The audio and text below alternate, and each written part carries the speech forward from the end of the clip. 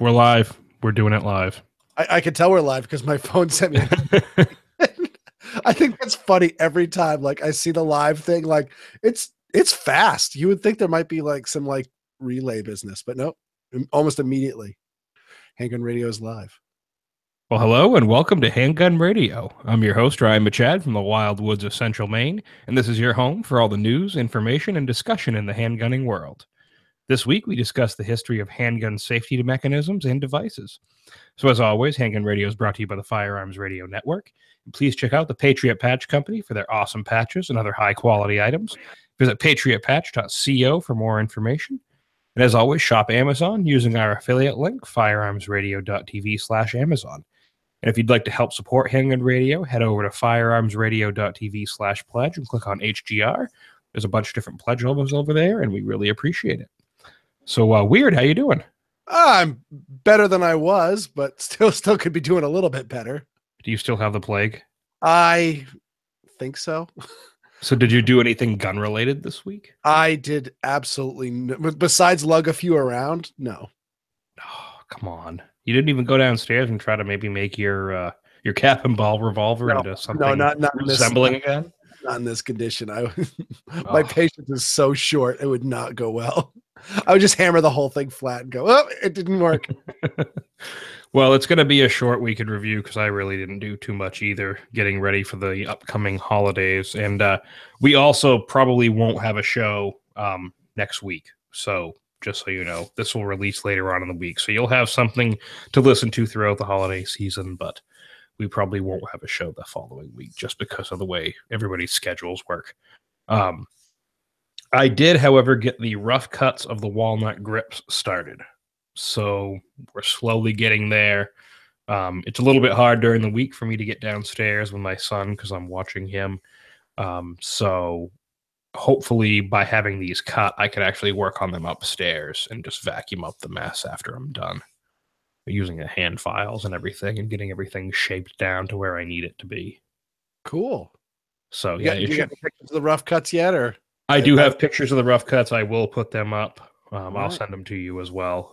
They're actually, I learned my lesson the last time. I did not cut them oversized enough on the first, like the trial grips with the cheap softwood. And I ended up definitely regretting that decision.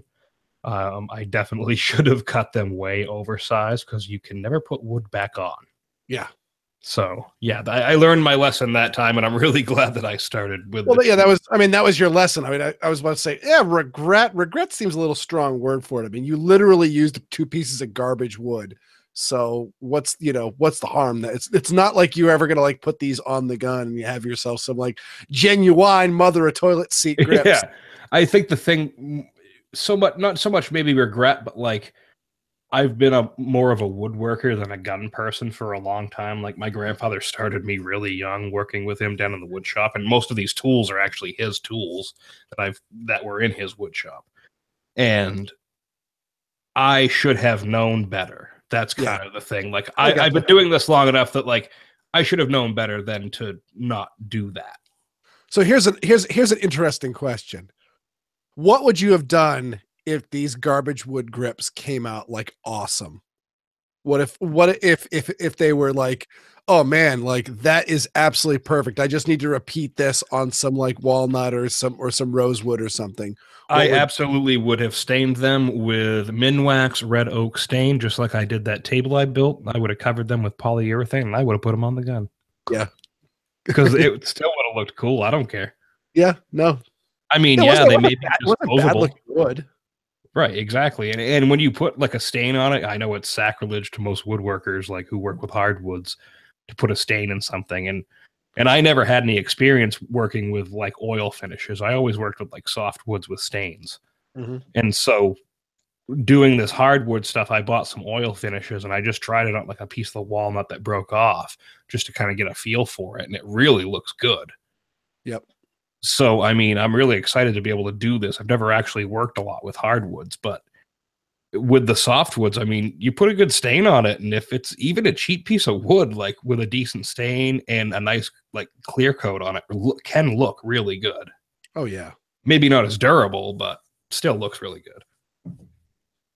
So yeah, but look at the Facebook page for more information on that. I'll post stuff as I'm working on it, and you can take a look at it, and we'll see if I can avoid screwing up the first pair that I'm doing out of walnut. Do you have enough for a second try with the wood, or I is do, and I also have another listener sending me some cherry. ooh. So we'll see what happens. I have enough for a second one if I mess up, but I don't think I'll mess up. I kind of have in my idea. I'm going a lot slower this time and a lot more cautiously. So with Well, that, we'll head into the main topic: history and discussion of handgun safety mechanisms and devices. So weird. This was your baby because you texted me and asked me about this topic. What do you think? so the story is kind of interesting. Is for another show that I do. Somebody sent me a podcast. I think it was an NPR based thing, but they were talking about the history of auto safety. And the reason why it got to me was they then turned around and made some references. They were actually interviewing a guy that was doing metadata research on auto crashes, and he was trying to transfer that research to firearms deaths. And I don't know about the guy's research or anything like that, but the story went from really well informed, really smart, really interesting radio show on auto safety to just this super duper agenda driven, shilly, fact free stuff on like gun safety. And it immediately got me thinking about, man, older firearms, especially you collect and shoot like older guns, they're really not like, they don't have the safety that a modern gun that's rolling off the assembly line right now has. And I just got me thinking about like how far guns have come in safety. And I said, geez, we should really just talking about various safety developments through the years of handguns.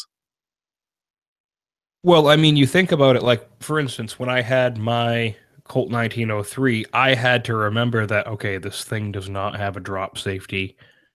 If you carry it chambered and you drop it and it falls in a certain way, it may go off.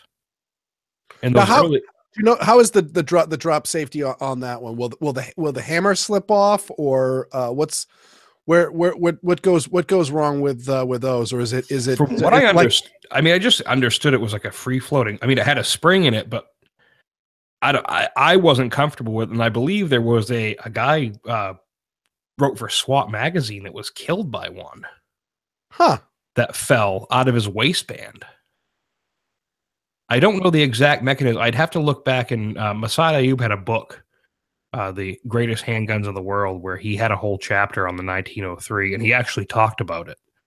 But I don't believe they were drop safe. A lot of old guns really weren't. I mean, Right. drop safety is relatively recent. Because the 1903 was hammer to a striker. Yep. Hammer to a striker to the cartridge. The striker, it had a 2-piece firing pin. So right, yeah, because mine broke one of them. ugh. That's why I ended up selling it. Yeah. Let me look that up. Why don't you take the next one? I want to look up the story I heard about the guy getting killed when it fell out of his waistband.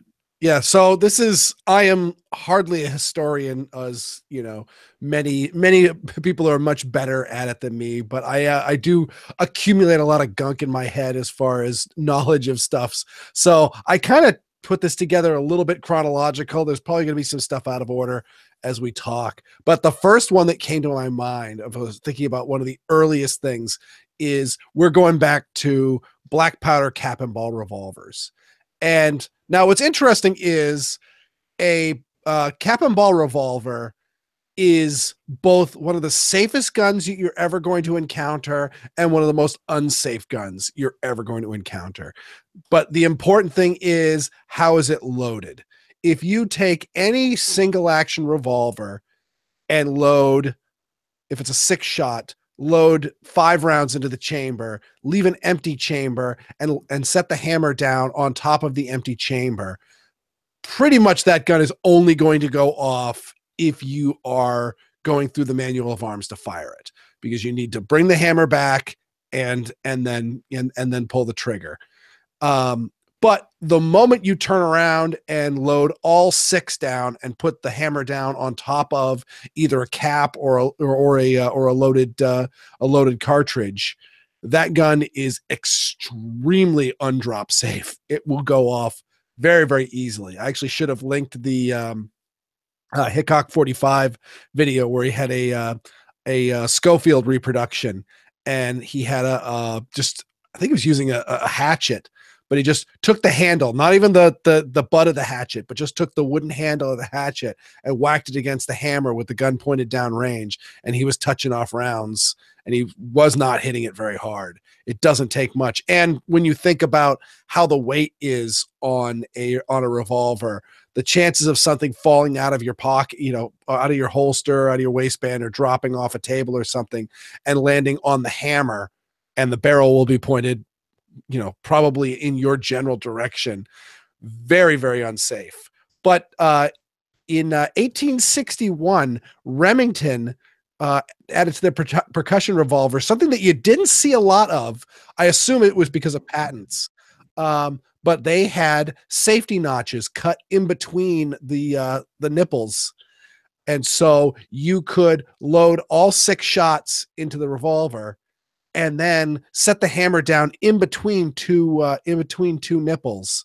And then when you drew the gun out of the holster and cocked the hammer back, it would index up the first loaded chamber, and then you could fire. And so if you want to know what this system looks like, I mean, you can look up a Remington 1861 percussion revolver, or you can look at a North American Arms mini revolver, because they use the exact same system. They're a, 5-shot 22, whether that's, long, short, or magnum. But you can, it would be, that was one of my first thoughts when I first saw one was, oh man, that's really not that good of a gun, because it's single action. So you're going to have to load only 4 of those chambers. And that's not a lot of ammo to have for, 4 shots of 22. It better make them count. But no, turns out, nope, you bring the hammer back just a little ways and then pull the trigger and slowly ease the hammer down in between 2 of the chambers. And it is as safe as you can get, because that hammer is not coming out of that notch. It's not going to slide out, and you can hit that thing all day long. It's just going to beat onto the cylinder. And, but then you bring it up to full cock and it's ready to go. So it was a really, really great invention. I'm surprised that it really kind of didn't show up at all until much, much later after that Remington. Going back to what we were talking about before, I put a link in the show notes to the tacticallife.com article written by Masayub. In the 4th event he talks about with inertia discharge. The whole article is about that. It talks about SWAT contributing editor Steve Malloy was killed in a tragic shooting accident in his home on April 16th. He had a pistol in his waistband. When he bent over to tie his shoes, the pistol fell onto the floor and discharged, struck him in the chest, and he was found in the garage, apparently trying to leave the home to summon aid. Man. Apparently, it says here in the article, he was told the weapon in question was a 1903 Colt pocket model pistol carried with a live round in the chamber. Let's see. It also did not have a secured firing pin and was not drop safe against inertia fire. So it was probably just inertia traveling into the firing pin. Right. Really a tragic incident. I mean, but stuff like that. So safety changed. I mean, we're not talking just manual safeties here. There's stuff internal that you don't even think about when the gun has the trigger pulled. Yeah, that's one thing I actually didn't really mention at all in here was the standard manual safety, because that's really kind of a given. I mean, from the earliest, there might be something, 1 or 2 missing in there that had early pistols that had absolutely no manual safety. Actually, well, some of the Colt 1900s series of pistols in that 38 automatic Those there was one or two versions of those that had no safety whatsoever. So that gun, I assume, unless they had a half cock notch, which I wouldn't trust a half cock notch for my safety. Essentially, you would be drawing the gun and then running around into the chamber and then firing. Um, so next up, this is what I don't know that much about, but we had a little discussion with Daniel. We were hoping to have him on, but he couldn't make it. So uh, I know he would be throwing way more in there, given that he's a much better historian than I am. But he mentioned the Tranter Cap and Ball revolver, which I actually wasn't familiar with. Are you familiar with these, Ryan? I am familiar with them. Yeah, I remember seeing them in that first book I ever got, Encyclopedia of Firearms. They look really, really funky. The hammer has a weird travel. It's shaped very funny. The hammer kind of reminds me of a Ruger hammer on a revolver. Kind of weird. Yeah, but I mean, these were one of the early double action. I mean, we know that double actions were around way sooner than you would think. They were kind of unsuccessful for a long time before they became successful. Um, but this one also evidently had a hammer block mechanism. It's one of the first guns that had a hammer block mechanism. So this one would also be safe to carry with all the chambers loaded and ready to go. If you're trying to picture what revolver this is, it's probably the one you've seen with the double triggers, one inside the trigger guard and one outside of the trigger guard. It's got a really distinctive look to it. Then they have some standard versions as well. Yeah. So moving on to getting a little bit closer to modern, well, we're talking still black powder here, but now we're talking cartridge revolvers. In the Smith & Wesson had their safety hammerless, and so these were the original. Those were I-frames, right? I think the top break ones in like 32 and 38 Smith & Wesson. Yeah, 32 and 38 Smith & Wesson. And these ones are really cool guns, actually. A buddy of mine's got one. I've never actually shot it, but I've handled it quite a bit. I think they were actually called I-frames. They were called the 1.5 frames from what it looks like.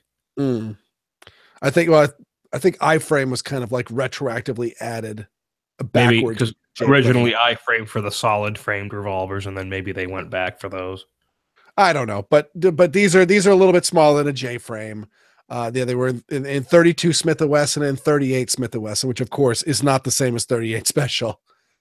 And but these guns had the hammer was concealed. I mean, you'd call it a hammerless. There's a lot of things like that called hammerless.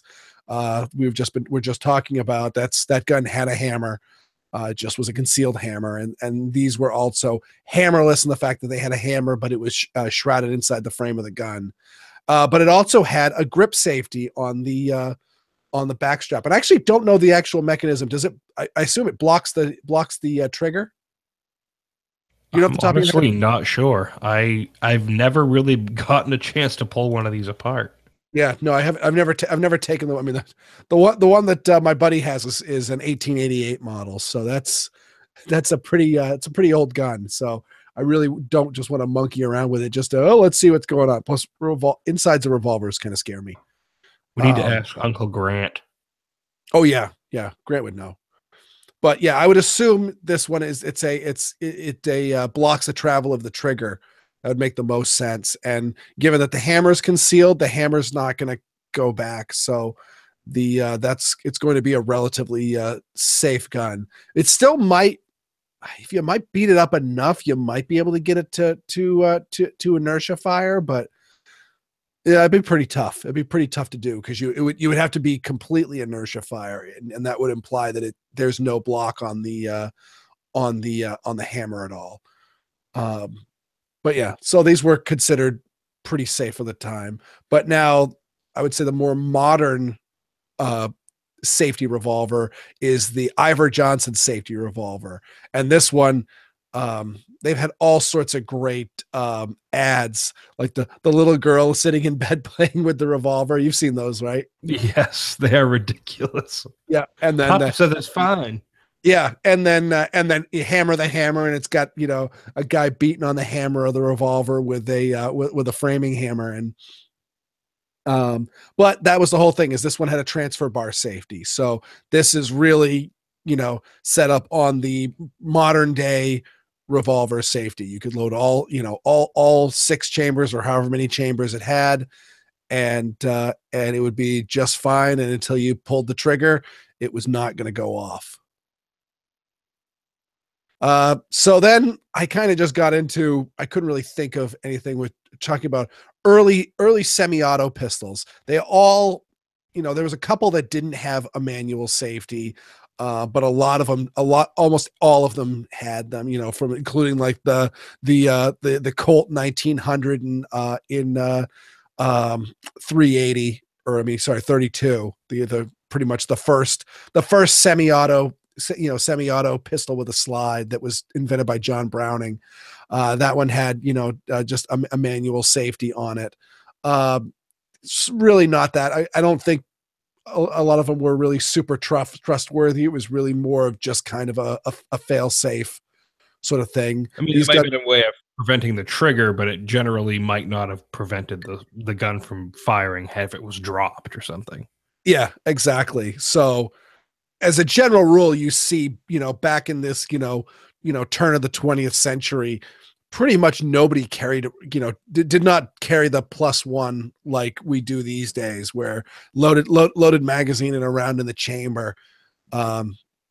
Pretty much always the gun was carried with the chamber empty, just for safety reasons. But some other interesting features that were often added on were grip safeties were like way more. I mean, nowadays pretty much you've got 1911s and the XD.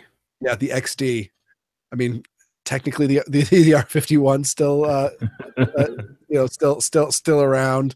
But the thing back then, though, you think about like you had the Smith and Wesson auto pistol, like the earliest one, and that had the grip safety on the front. Um, On the front strap. yes, It was a little yep, thing on the front strap as opposed to something on the back. So I mean, they were crazy about grip safeties, whether it be maybe on the back or on the front too. yep. And I mean, on top of that, also the earlier precursors to the 1911 did not have grip safeties, and those were actually added by the request of the Army. And the same thing with the Savage that was competing with it. That one had a grip safety added. So grip safeties were really popular in the early days of handguns. And another one which we've got to discuss on is magazine disconnects. This is when Oh, you love those in Massachusetts, don't you? they're actually not required by law. That's I believe California is the one that requires. Yeah, but I'm sorry. there's quite a few of them here in Massachusetts. But yeah, the magazine disconnects. I hate magazine disconnects. I think I think that they are a safety mechanism that will get you killed. I think they are absolutely, they make a gun far more dangerous. I mean, the biggest one being the whole point of a magazine disconnect is the idea that someone might be foolish enough to think that if you drop the magazine, I mean, it's a standard beginner problem of someone that teaching someone to shoot a semi-auto for the first time. You put the magazine in and they're going to want to point the gun and pull the trigger, but they don't realize, oh no, you've got to put a round in the chamber. You've just put the magazine into the gun, you haven't loaded the gun yet. And so the converse of that is that someone might think, oh, I'm going to drop the magazine, I'm going to take the rounds out of the gun, and that's going to take all the rounds out of the gun, and forget that there's one in the chamber, and then pull the trigger thinking they've got an unloaded gun and the gun will discharge.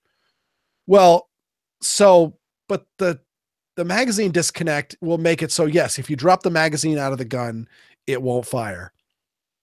But at the same time, now you've got the gun into a rock. Yes, it turns the gun into a rock, but also you've got a gun that's now quote unquote safe. It won't fire, but it's got a round in the chamber. So in theory, you could take an empty magazine, so something that has no ammo into it, insert it into the gun and pull the trigger, and the gun would fire.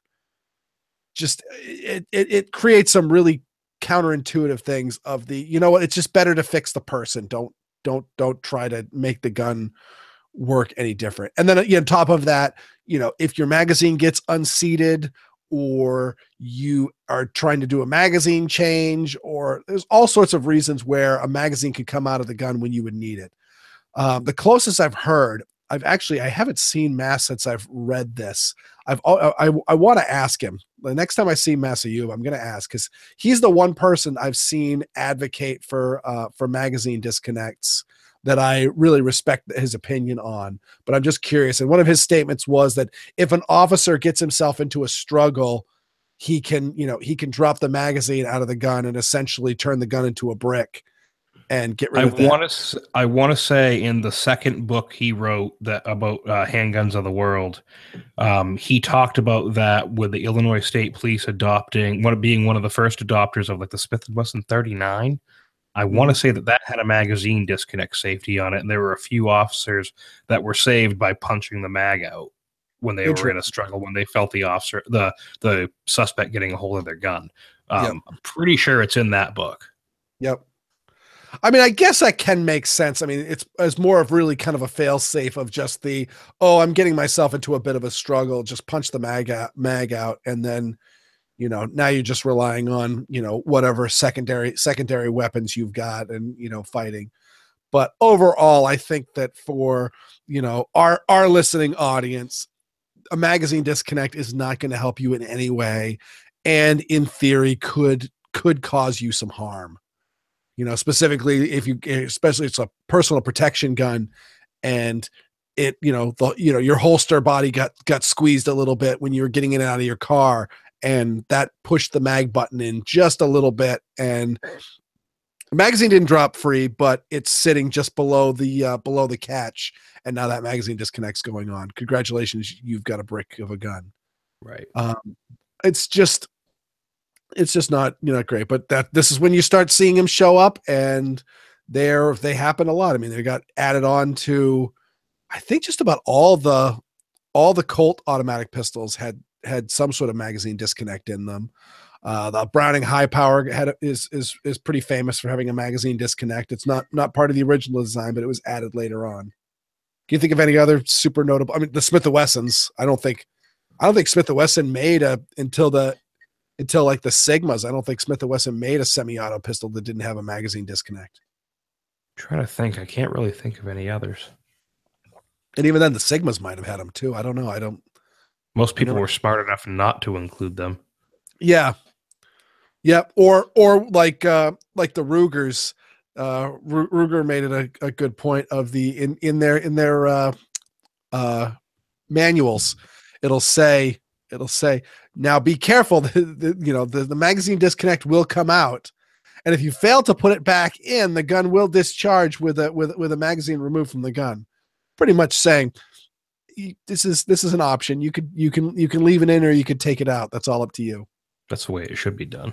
That's the way it should be done. I mean, if whatever, you're in some sort of situation where you really think you need it, that's fine. It's available, but it should be something that should be available only as an option, because I suspect more people than not will dislike magazine disconnects.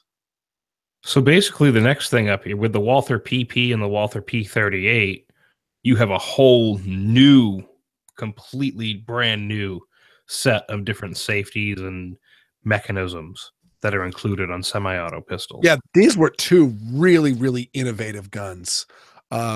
They're both, I don't believe they're the first double action pistols out there, but they're pretty close. I know that they're probably the first, widespread, heavily adopted semi-autos. The first mainstream. Yeah. Yeah, the first one that had large production numbers, large sale numbers. The Walther PP even earlier than the P38. Yes. Yep, few years. They're pretty close.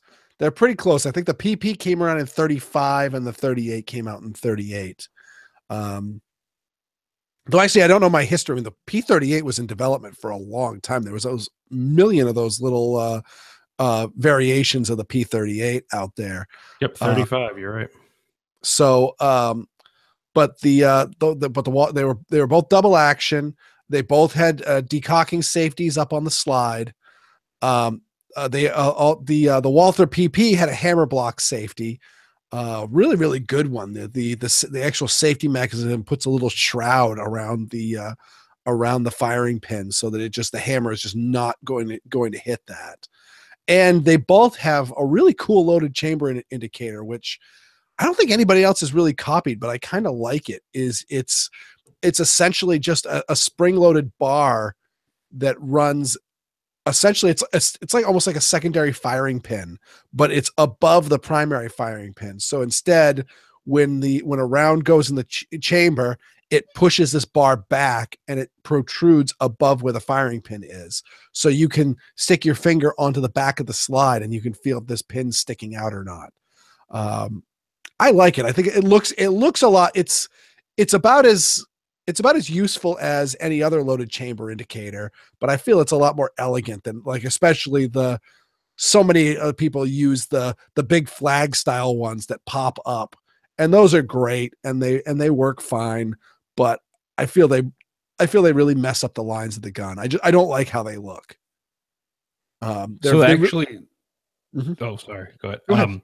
The original PP was released in 1929. The 1935 date was when it was adopted by the military. Oh from what it wow. seems. Oh wow. So 29. even earlier, 1929.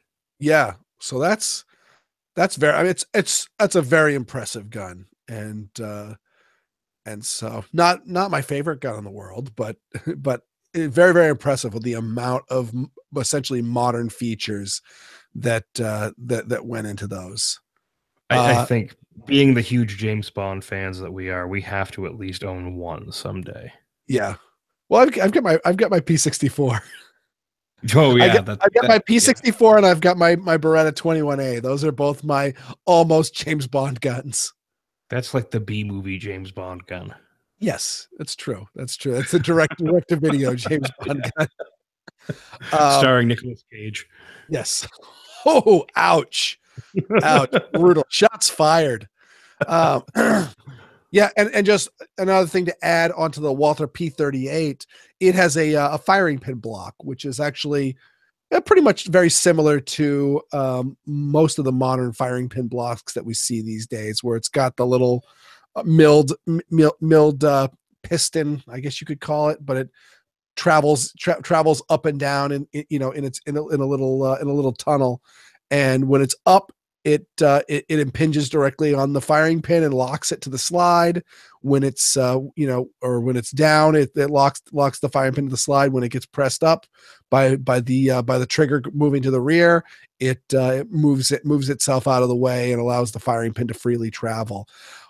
One of the downsides on the P38 is that's all it's got as far as its decocking safety. The safety on a Walther P38 disconnects the trigger and drops the hammer without the trigger being able to move. So it drops it directly on the firing pin block. So if you were to ever, say, pull out the firing pin block, or your firing pin block cracks, if you push the safety on, it'll slam. So I do it with my own P38, and I've heard it recommended everywhere that if you've got a Walther P38, you know, absolutely feel free to turn the safety on and decock the gun, but put your hand on the hammer and ease it down. Don't let it slam down as if it was, say, its grandson, the Beretta 92. Beretta 92, you can flip that switch, or its predecessor, the Walther PP. You can flick that safety and thumb the hammer back and flick the safety all day long, and you're not going to cause any problems. But the P38, it's a little bit more fragile a system, so it's better to baby it. So you're going to have more to say on this next one. Daniel actually included this, and thank you to him, Daniel Waters, about Colt and their firing pin drop safeties. Yeah, I had not known this. Is that Colt was the first person to initiate the Schwartz firing pin safety, which, for those that don't know, it exists today in the Kimbers and the Smith & Wessons. So I'm intimately familiar, given that my 1911s are Smith & Wessons. is essentially, instead of the more common Series 80 um, firing pin safety, it is attached to the grip safety. So when you grab the grip safety lifts up a lever, and that lever pushes that firing pin safety out of the way and allows it to freely travel. So if the gun is not in your hand, such as if you drop it, the firing pin is locked to the slide. So it's a very effective drop safety. In theory, I've heard people argue that it's not the best safety in the world if your sear cracks. If you have your damage to your sear, then your gun could go full auto with your finger off the trigger because it's still in a grip. I'm not too concerned about that. But since we're mentioning that, but according to Daniel, the Colt put these Schwartz firing pin drop safeties in for the government model national match. And he doesn't say when they discontinued it, when they stopped putting it in there.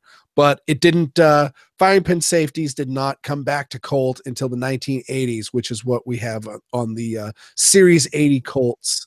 I don't actually know if that was ever an official designation. I think that's just used by people to distinguish it between the earlier and the later, the Series 70 and Series 80 guns. But the Series 80 firing pin safety is almost identical to the Schwartz system, except for it is activated off of the trigger.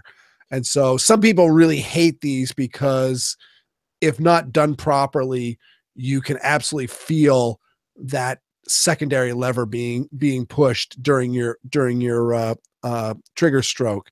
And given that 1911s have such crisp triggers, you really can notice a lot of things. You can get kind of Princess and the Pea with it. So, and those are of course still in a lot of 1911s. Though I would actually say outside of Colt and a few others, I think the vast majority of people have no firing pin safety in them whatsoever, with the exception of a lot of people are putting in tungsten not tungsten, but titanium firing pins, so that the firing pin has a whole lot less mass. So therefore it can't get as much inertia. So therefore it really isn't, it's not going to be able to fire unless it's hit by the hammer. Right. So the H&K VP70, we're kind of moving into the more modern day safety mechanisms like we would see on like the Glock and stuff. DAO striker fired with a cross block safety.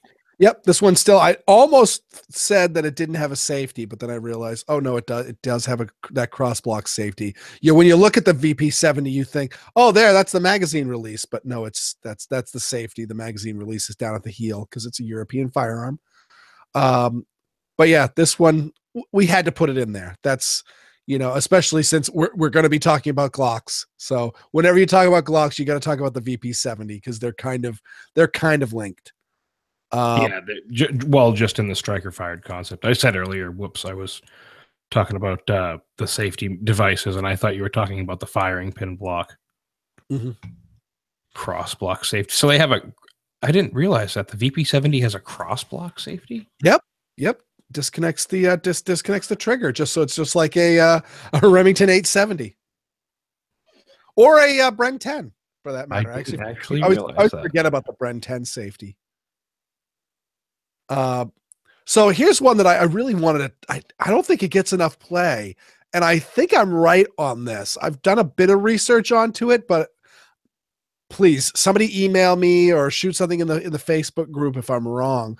But I'm pretty sure the Sig Sauer P220, which was released in the early 70s, was the first large production handgun with no manual safety whatsoever. It's just got a decocking lever. It's the development of the P220 is a really, really cool development within guns. I mean, the original ones were made with folded sheet metal for the slides because they were designed to be a cheaper military firearm. And so it's got a sheet metal slide, and then up until then, including its predecessor, the P210, used separate milled out locking lugs, very similar to like a Browning high power or a 1911, for the gun to lock up.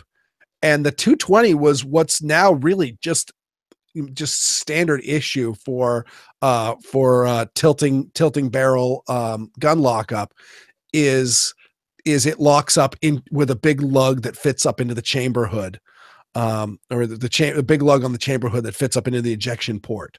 So pretty much all modern firearms lock up this way. Really, it's the 1911s and the high powers that are the guns that are still kicking around that have separate locking lugs milled into the slide. Um, but this one had no manual safety of any kind. Some of the all the earlier SIGs and Sauer firearms had some sort of manual safety. They might have had the decocking lever like this, the 220 does, but this one it was really just a revolver. It was just relying on that double action trigger pull for the safety. And didn't the original like Sauer 38H that the um, German paratroopers used have some strange, like, you would hold the decocking lever down and use the trigger to lower the hammer or something like that? Um, I remember reading about that, but it's interesting that you now see a similar mechanism on the Sig Sauer pistols for yeah, decocking the hammer safely. yep, And then you have the Glock safe action, which is really I mean, aside from some of the different ones like you see with like the Lionheart pistol and stuff that we'll talk about maybe in a different episode, this is really the big main one that we haven't discussed.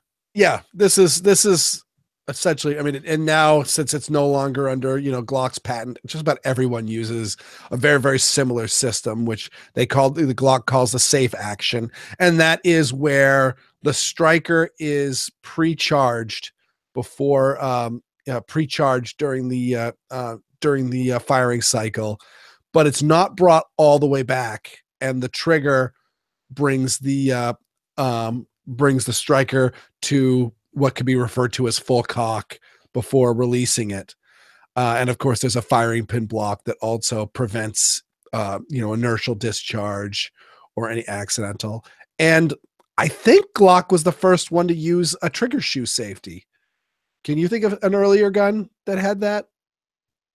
I want to say there were some early percussion revolvers that had something similar. That actually had a trigger block within the shoe. Yeah, I believe Daniel said something about that too. Hmm. But yeah, that's oh, you might be right on that. But going into the age of smokeless powder, I think Glock was the first one to have that. Certainly, like when you get like an Apex trigger for your M&P, you would refer to it as a more Glock style trigger safety, because that's pretty much what they're well known for. When you see that little trigger inside the trigger, that is well known for the Glock action. You know who did it first? Who? Ivor Johnson. Ivor Johnson.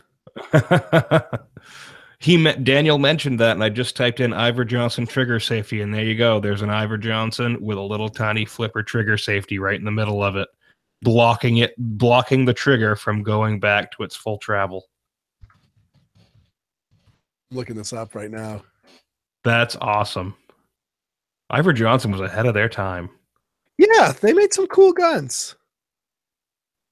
All right, let's see. Go to images. I told you. Oh, Daniel look was right. Daniel's always right. that's why I wanted to have him on. Yeah, they made a bunch of them with the little trigger safety right in the middle. Yeah, the first one that shows up on Google Images is little teeny tiny gun. Man, that's a cool little top break. Yeah, that's cool though. Ivor Johnson was really innovative, and I don't think they get the credit that they deserve. No,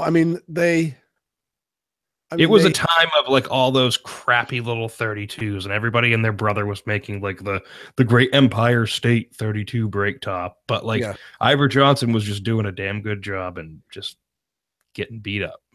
yep, and making some really neat safety mechanisms. Man, that is cool. We need to make some Ivor Johnson T-shirts and sell Yeah. them.